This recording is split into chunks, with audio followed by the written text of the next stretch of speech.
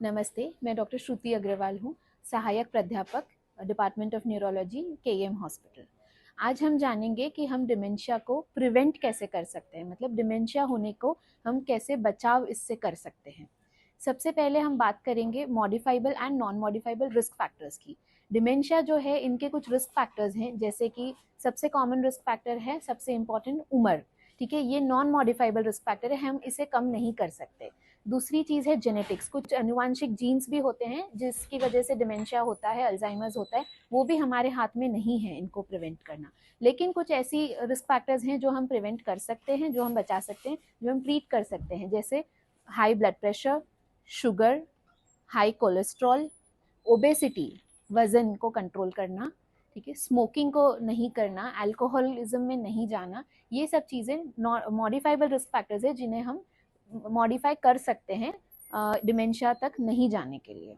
दूसरी चीज़ है diet. Diet में ओमेगा 3 फैटी एसिड्स जैसा डाइट हमें ज़्यादा लेना है, ठीक है। पॉली अनसैचुरेटेड फैटी एसिड्स ज़्यादा खाना है। इसका मतलब ये है जो हमारे आसपास में होम ग्रोन या फिर हमारे लोकेलिटी में जो वेजिटेबल्स एंड फ्रूट्स ग्रो होते हैं उसका सेवन हमें ज़्यादा करना है, बजाय इसके कि हम बहुत ज़्यादा फॉरेन इन्फ्लुएंस लेकर एवोकाडो जैसी चीज़ें खाएं। बट वही चीज़ हमारा कोकोनट भी वही सब न्यूट्रिएंट्स हमें देता है।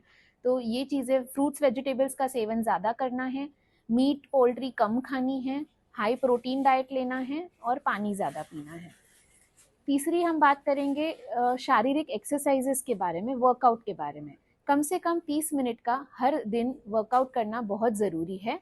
आप किसी भी तरीके का वर्कआउट जो आपके शरीर के लिए कंफर्टेबल है वो कर सकते हैं, जैसे वॉकिंग, जॉगिंग, ठीक है, योगा, प्राणायाम, एक्सरसाइजेस, जिम, जो भी आपको सूटेबल है आप वो कर सकते हैं।